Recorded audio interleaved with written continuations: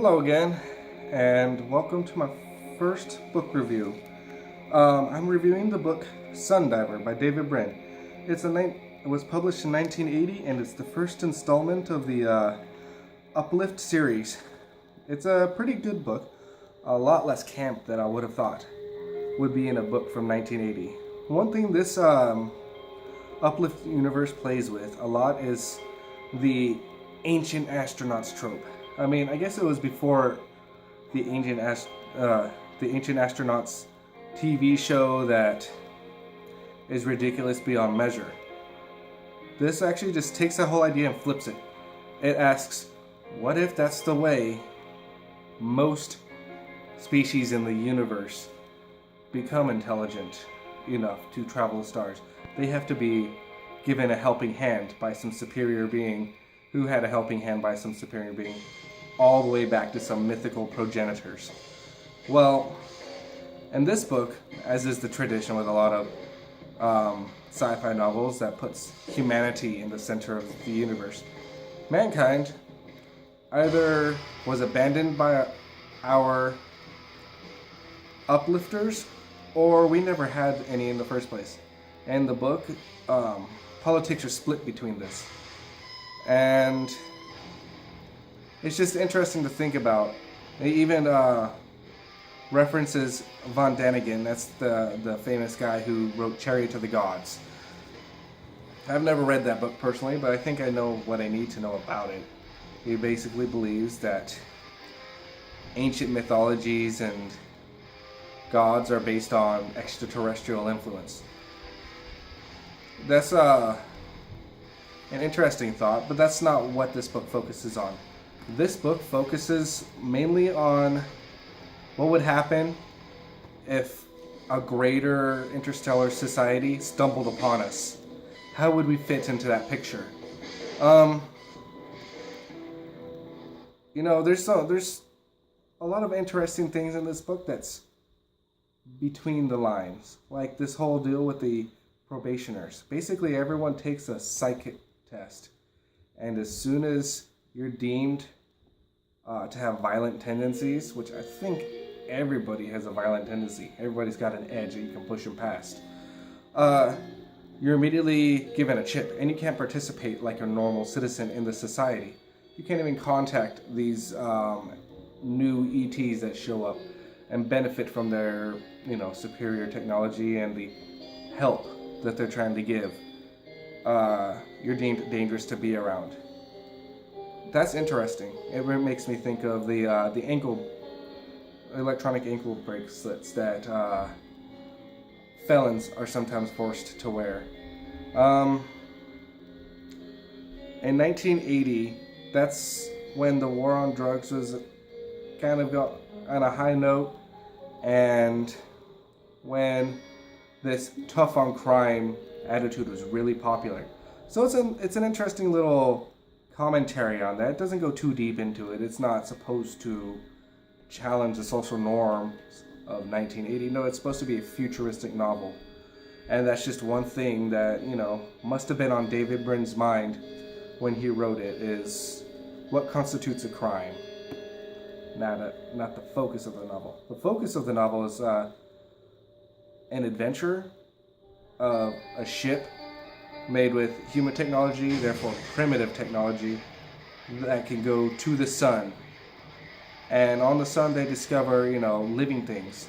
These living things are interesting, unique, all except for what they call the ghosts. And therein lies the mystery. What are these ghosts? See, they're anthropomorphic. They're shaped, 2 legs, 2 arms, kind of like a human, and it'll shake its fist, almost like warning the explorers to get away from their home, the sun. And the descriptions of the sun as they swirl, as the plasma swirls, and the living things feed on the poles, because in the sun, there's multiple north and south poles. The sun's so massive that it has enough room for that. So these magnetivores feed on that. And it's just very beautiful and vivid in the description.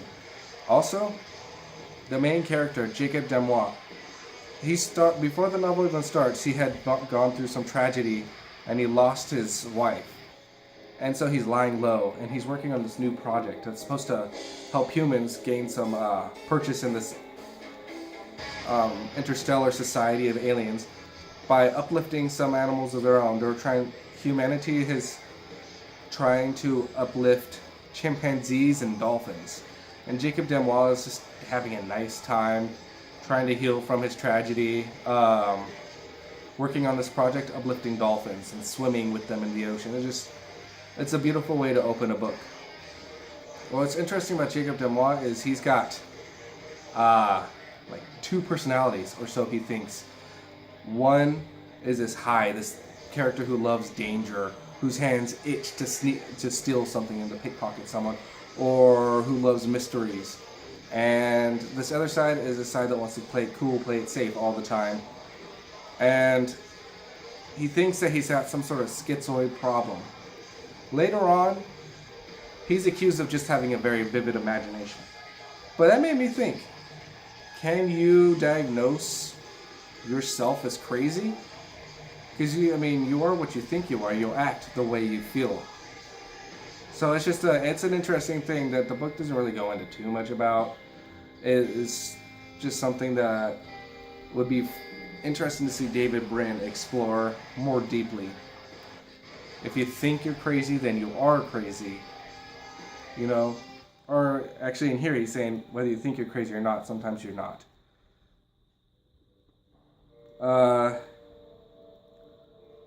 Another interesting thing about this book is the caste system set up. Now, the caste system in this book is based on age. Basically, respect your elders. The longer a species has been a spacefaring species, the more respect they get. But that by no means, this sense of maturity and ancientness by no means makes every individual in a species pure-hearted. As a matter of fact, humans not having a known uplifter really put a ripple in the system, and it brings the ire and jealousy of some higher caste members of this interstellar society that stumbles upon Earth.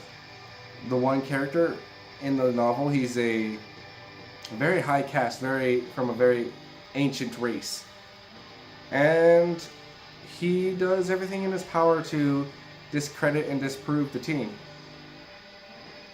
while not appearing to do so. It's just interesting because in order to have a just and fair society, equality needs to be acknowledged. But with something as so rigid as respect your elders, where does it end? It's not elder of the individual, it's an elder of the species. So I imagine you could have someone from an ancient species be very petty. That's what happened in this book. It's just interesting to see where this is going to lead us. It's part of the Uplift universe. And I think there's about 6 books in the series and one illustrated help guide. It might be kind of cool to see. Really interesting portrayals of aliens, and David Brin trying to show us characters who don't think like typical humans think. He even tried to show us a human that thought differently by splitting his personality into 2 parts. Super interesting, really good action sequences. There's one fight towards the end of the book that kept me pretty well glued to the pages. The standout from this book, though, is the sense of adventure when they go and they explore the sun and they're trying to communicate with these solar beings, and there's a saboteur on board the ship.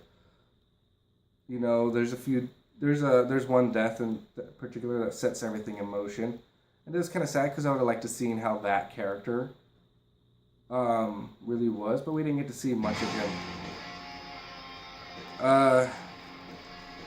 Yeah, I recommend this book. I can tell that it's the first step in a longer, more complex, more rich world. This is basically a mystery novel with all that stuff packed around it. I can't wait to dig into the other novels and see what they got to offer. But then again, it's like this, my first book review. I haven't really done one of these in front of a camera, and I'm experimenting and seeing if it works. That's the way this book felt. So, it's pretty symbolic. Again, my name is Isaac Markham. The channel's name is Arc of Gyan. And if you appreciated what you see here, feel free to give a like, drop a comment, or subscribe. More videos are forthcoming,